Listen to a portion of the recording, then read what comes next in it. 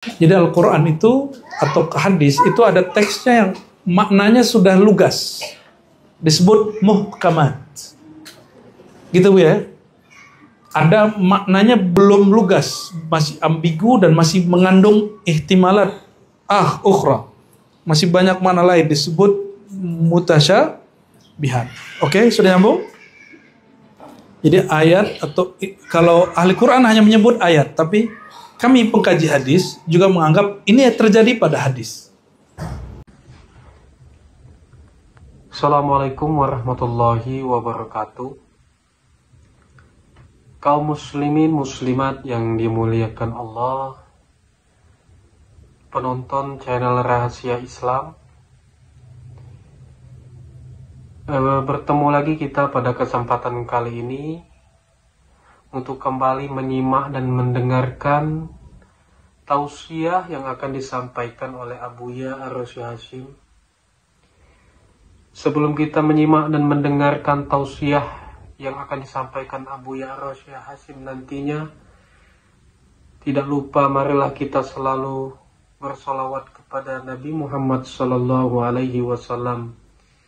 Semoga di akhirat kelak kita mendapatkan syafaat darinya dan mendapatkan rahmat dari Allah Subhanahu wa Ta'ala. Amin ya Rabbal Alamin. Marilah kita bersama-sama menyimak dan mendengarkan tausiah yang akan disampaikan nanti. Semoga kita dapat mengambil hikmah dan nilai positif dari tausiah yang akan disampaikan oleh Abuya Ar-Rasy Hasyim. Selamat menyaksikan. Dalam memahami ayat-ayat hadis-hadis yang disebut mutasyabihat. Jadi Al-Quran itu atau hadis itu ada teksnya yang maknanya sudah lugas, disebut muhkamat, gitu ya. Ada maknanya belum lugas, masih ambigu dan masih mengandung ihtimalat ukhra, masih banyak makna lain, disebut mutasyabihat. Oke, sudah nyambung? Jadi ayat, atau kalau ahli Quran hanya menyebut ayat, tapi kami pengkaji hadis juga menganggap ini terjadi pada hadis. Ya. Dan kata Imam Ibn Rushd, jika bab yang mutasyabihat ini dibawakan hukum muhkamat kepadanya, kafarta billahil azim, Anda kafir. Contoh, Allah mengatakan dalam hadis qudsi, hadis Imam Muslim, maridtu falam ta'udni, aku sakit kamu tidak datang menjenguk. Boleh nggak ini diyakini benar-benar sakit? Kalau kita bilang aku sakit, itu diartikan muhkamat, maknanya eksplisit jelas, berarti Allah benar-benar sakit. Gimana? Allah benar-benar sakit? Allah tidak pernah sakit. Maka waman ya'taqada syubuhat annaha minal muhkamat waqa'a fil kufr. Orang yang menggiring makna ayat yang samar ini, yang masih belum final ini, kepada makna yang final, dia akan menggiring dirinya kepada kekufuran. Karena dia meyakini sesuatu yang tidak pantas diyakini. Kitab ini akan mengurai bab-bab seperti itu, dan ini akan menengahi antara ahli kalam, filosof, ahli hadis, ahli tafsir, dan di situ ada nilai tasawufnya. Jadi tadi ada kita bahas apa? Akidah, iman dengan rasa iman. Kaidah bertuhan dengan rasa bertuhan itu beda. Kaidah bertuhan jelas. Laisa kamitslihi syai'. Sedangkan rasa bertuhan kita boleh ekspresikan dengan bahasa yang lebih santai, ya.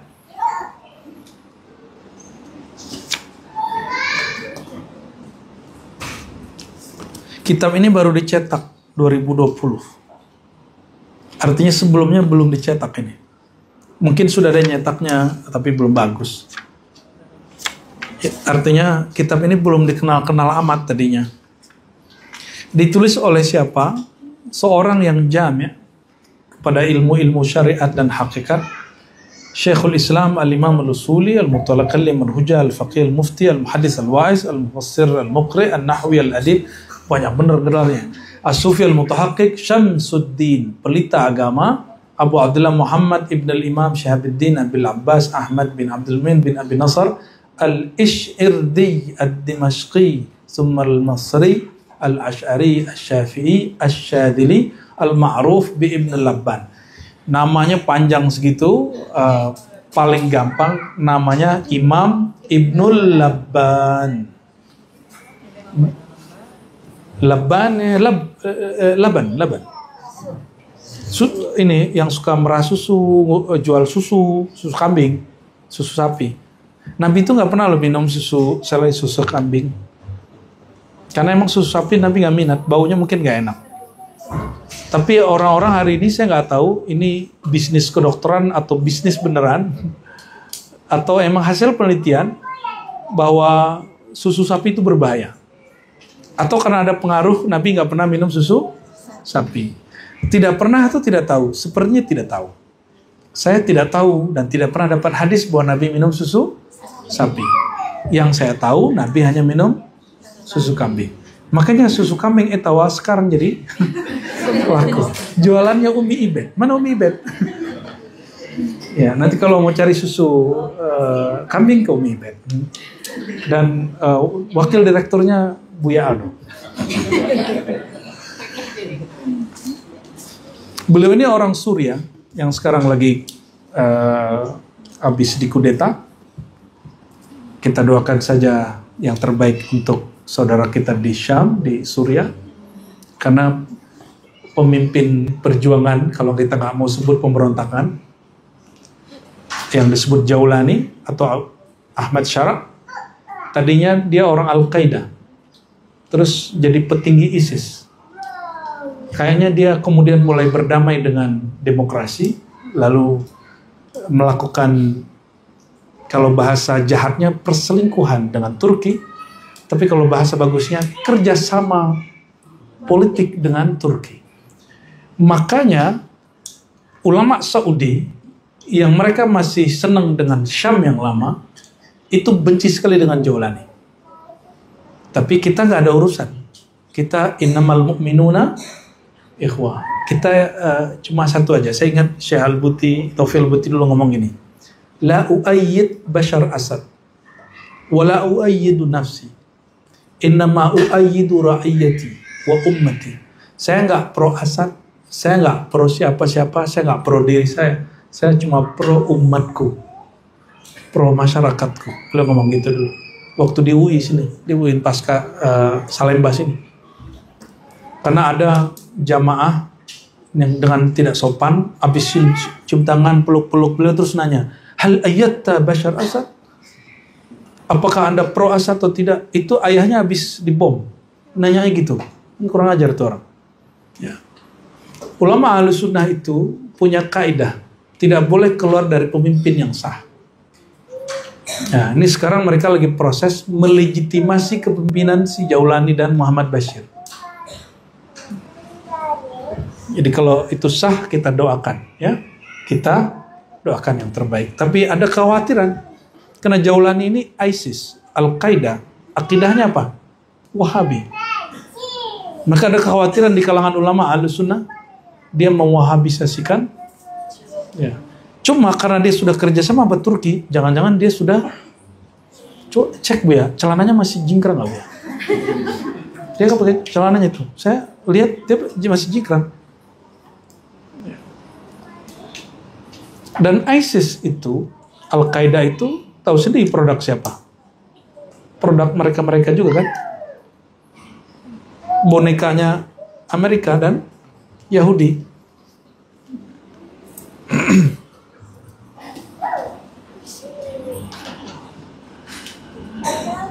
Nah, beliau ini berasal dari Damaskus, ibu kota daripada Damaskus itu dialek Rum Timur, Romawi Timur. Bahasa Arabnya Dimashq, atau orang dulu nyebutnya Damsyik. Pernah dengar ya, Damsyik? Di Malaysia, di Linggi itu ada seorang muhaddits kabir, namanya Syekh Abdul Rashid Al-Idrisi Ad-Damsyiki. Dia menyebut dirinya Damsyik. Saya bertemu dengan muridnya di Brunei, ya, Al-Habib As-Sayyid Muhsin. Jadi beliau ini satu angkatan sama Syaikhul Jumab ya. Beda-beda tahun lah. Dan dia dapat sanad Thariqat Idrisiyah dari Syekh Abdul Rashid Linggi ini, atau disebut Damsyiki. Beliau karena lama di Damaskus, lama ngaji ke ulama Damaskus, maka disebut Damsyik.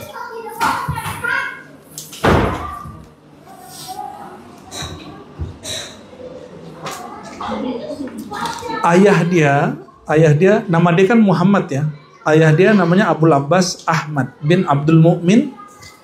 Ahmad bin Abdul Mu'min ini dikenal sebagai Labban. Labban ini ahli mungkin jualan susu. Ada Saman. Saman itu ahli bikin bukan minyak, keju, jenis keju. Dan rata-rata itu istilah orang-orang Suriah, orang Syam. Ini disebut Labban. Jadi ini gelarnya sejenis dengan Saman, Labban. Kalau Rotibul Haddad gitu ya, Al-Hajjar itu hampir sama. Apa? Al-Hadza. Ada Khalid Al-Hadza. Khalid Al-Hadza itu bukan Khalid tukang sol sepatu, tapi Khalid yang waktu ngaji kelihatan dia di sol sepatu. Jadi diingatnya dengan Al-Hadza. Jadi ntar ente nih kalau kelihatan dari sol sepatu aneh bilang misalnya Ica Al-Hadza. Misal.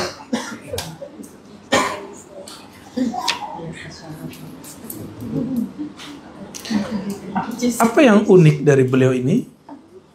Dia ini ahli qiraat, ahli hadis, ahli akidah, tapi sudah nggak mau debat-debat versi singa-singa aswaja. Dia ingin memperbaiki perdebatan itu dan ingin menyembuhkan penyakit orang yang suka debat itu dengan zauq rohani. Maka ditulislah kitab ini.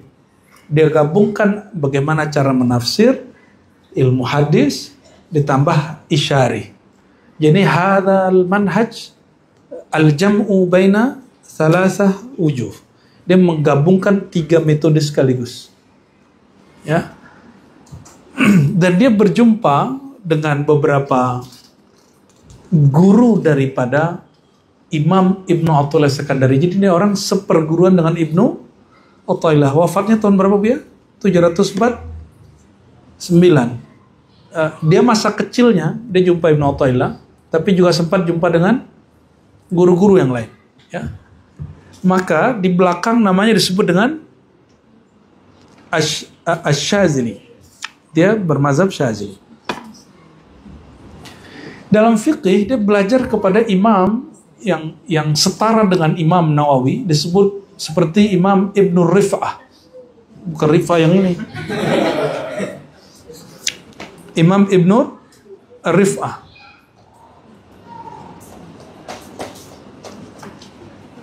Jadi kalau kita sebut Imam Ibnu Rif'ah itu udah cukup. Kalau dalam bab fatwa dulu antum mungkin jarang dengar, tapi kalau Ibnu Rif'ah itu sering disebut di kitab. Ya. Ada juga namanya Imam Kamaluddin Ibn Zamlikani ya.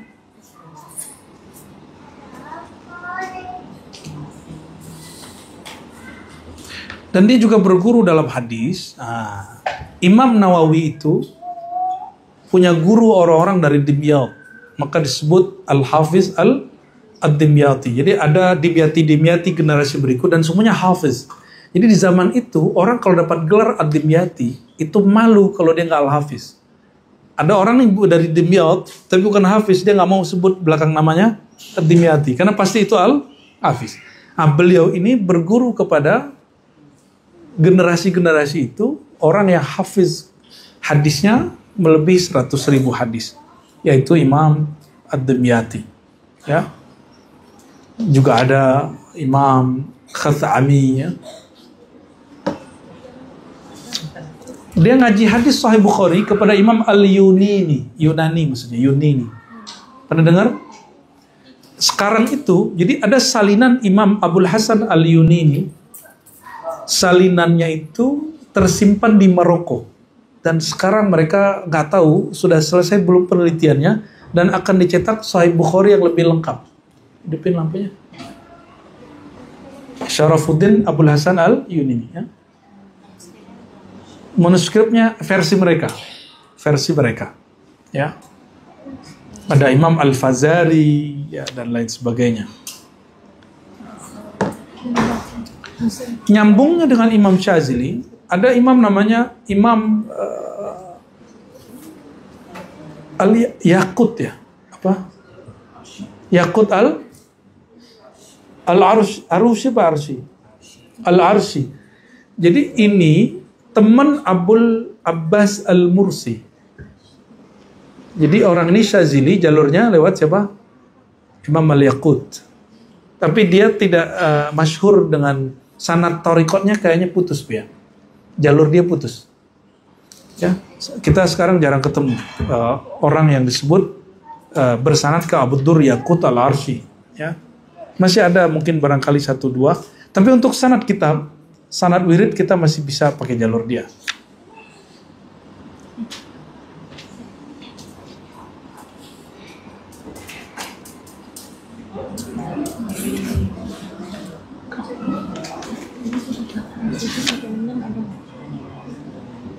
Nah, maka ada sebuah ungkapan di sini, kata Imam Al-Yafi'i, burika fi suhbatihi wa futiha alaihi fi kalamihi wa sur'ati ibaratihi. Nah, ini perhatikan, orang alimnya gak cukup, hafiz saja gak cukup, dia mesti berguru kepada para sufi, para wali, sehingga diberkahi perguruannya itu. Wa futiha alaihi fi kalamihi, lalu Allah futuhkan kalamnya.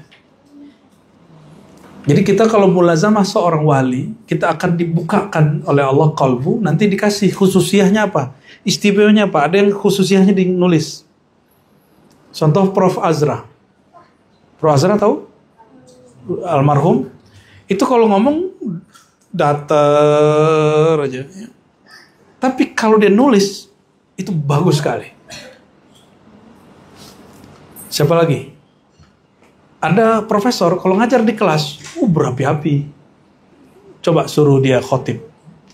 Baru saja Alhamdulillah Rabbil Alamin. Tapi di bawah bacanya bukan Alhamdulillah, Bismikallahumma ya.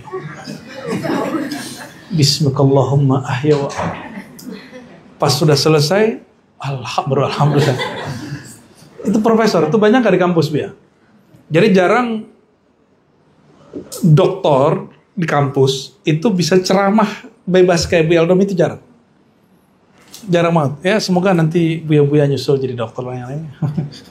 Buya Asfi atau Buya kita kasih dokter honoris causa.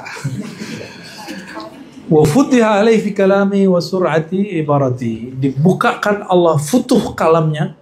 Maka coba lihat, ada orang ngomongnya bukan bahasa Indonesia, bahasa Jawa, tapi muridnya sekarang sampai ke Papua. Padahal yang dibuka cuma tafsir Jalalain.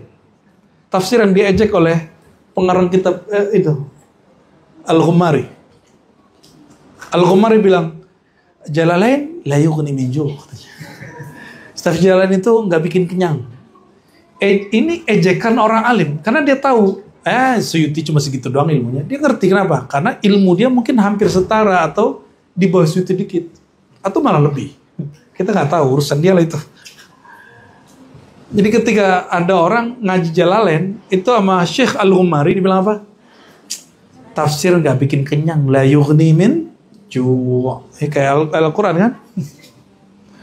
Saya sebut begitu ke beberapa santri, ngamuk-ngamuk tuh santri. Anda menghina agama. Lah, saya mengkritisi tafsir disebut menghina agama. Ente santri nggak punya epistemologi ilmu. Mengkritisi Suyuti boleh nggak? Yang nggak boleh mengkritisi Nabi Muhammad Sallallahu Alaihi Wasallam. Ya, dia nggak bisa bedain. Bagi dia mengkritisi gurunya, imamnya bisa anggap mengkritisi Nabi Muhammad SAW.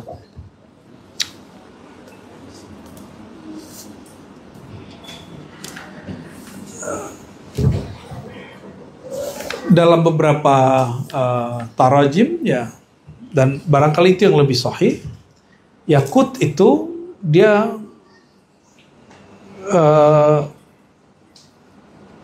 seniornya atau kawannya Ibnu Atta Ya. Jadi mereka besar kemungkinan berguru berdua itu langsung di waktu yang sama kepada Abul Abbas Al-Mursi. Berarti beliau ini generasi keberapa? Jadi Imam Subuki ngambil dari Ibn Athaillah, Skandari, Ibn Athaillah dari Abul Abbas Al-Mursi, Abul Abbas dari Syazili. Kalau kemarin kitab ini sezaman dengan Subuki. Dia berguru kepada Yaqut berguru kepada Abul Abbas berguru kepada Imam Syazili. Dan masih ingat yang ziarah ke Imam Mursi? Masih ingat ya? Seru gak? Yang sudah ke sana. Alexandria. Sorry yang tidak ikut ya. Itu belum rezeki berarti.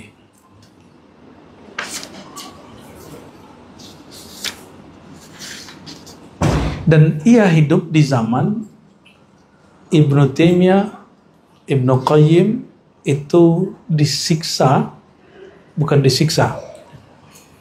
Dia bikin nyeleneh, melanggar semua ulama mazhab yang 4, akhirnya masuk penjara dan tua di penjara. Ibnu Taimiyah karena bab apa? Karena bab Ibnu Taimiyah mengatakan Allah itu bersemayam di aras bizatihi, dengan zatnya.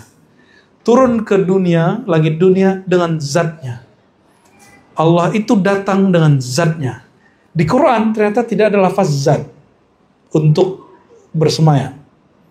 Maka melihat perkembangan itu, Ibnu Labban menanggapi apa yang terjadi di zamannya dan dia menulis kitab kira-kira setebal inilah.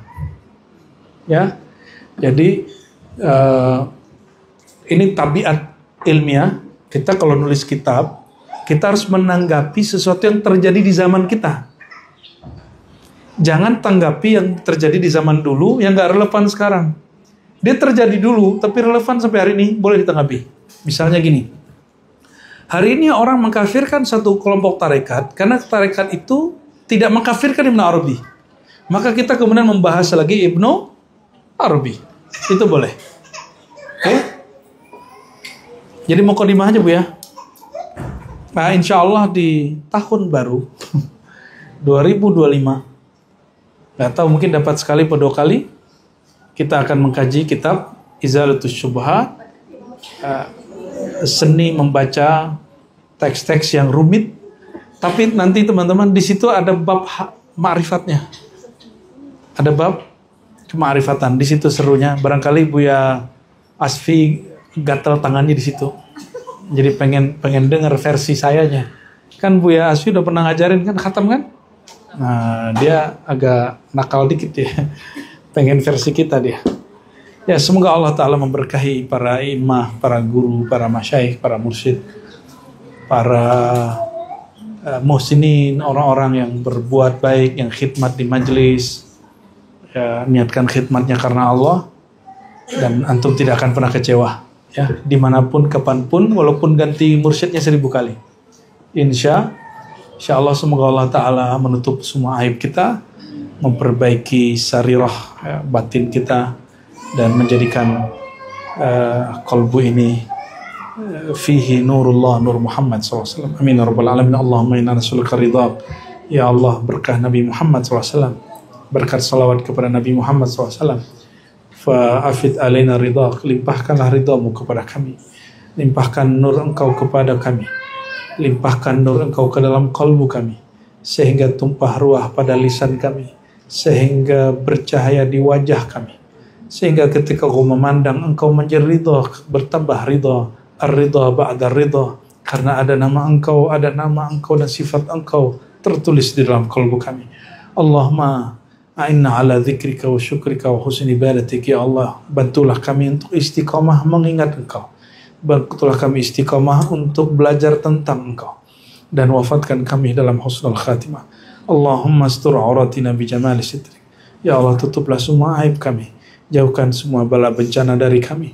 Ya Allah, in ibta'adna anka wa in asainak fajzubna ilaika bilutfika. Ya Allah, jika kami pernah bermaksiat kepada engkau, durhaka kepada engkau, tolong ya Allah, tegur kami dengan kelembutan Engkau. Jangan tegur kami dengan kemurkaan Engkau. Jangan tegur kami dengan keperkasaan Engkau. Allahumma arhamna birahmatika al-wasi'ah. Ya Allah, rahmati kami dengan rahmat Engkau yang luas. Ya Allah, jangan pandanglah dosa kami meskipun jika dia sedikit lama-lama menjadi banyak. Tapi dengan rahmat Engkau yang besar, ya Allah, habiskan semua maksiat kami. Jadikan maksiat kami, ya Allah, seperti kotoran yang kecil di lautan yang luas. Sehingga dia tidak menajiskan, tidak merubah hukum sucinya air tersebut. Allahumma ya muqallibal qulub, ya musarrifal qulub. Ya Allah yang membolak-balik hati kami. Sabit qulubana ala dinika wa ta'atik. Tetapkan hati kami, ya Allah, untuk tetap menjadi hamba Engkau. Sampai jiwa kami berpisah dengan badan kami. Rabbana atina fid dunya hasanah wa fil akhirati hasanah wa qina adzabannar. Wa sallallahu ala sayyidina Muhammad walhamdulillahi rabbil alamin. Sallallahu ala nabi sallallahu alaihi wasallam.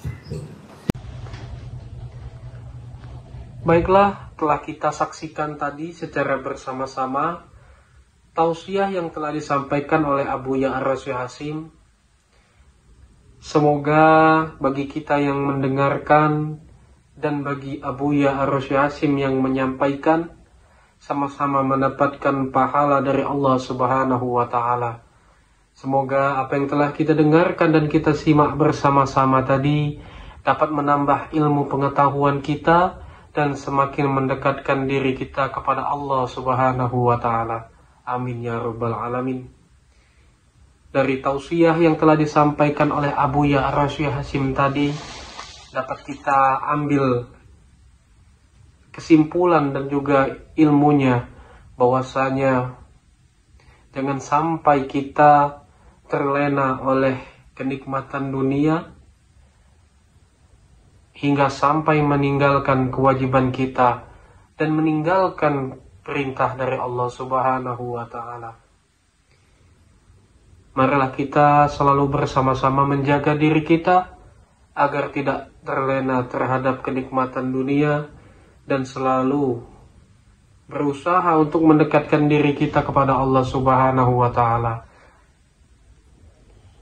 Semoga kita termasuk umatnya yang selalu mendapatkan syafaat dari Rasulullah Sallallahu Alaihi Wasallam dan juga selalu mendapatkan hidayah serta rahmat dari Allah Subhanahu Wa Taala.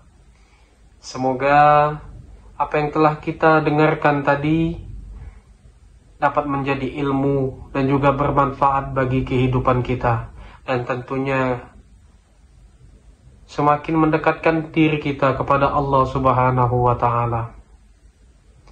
Sekali lagi kami ucapkan terima kasih yang sebesar-besarnya bagi penonton yang telah mensupport channel Rahasia Islam ini dengan mensubscribe, like, dan share.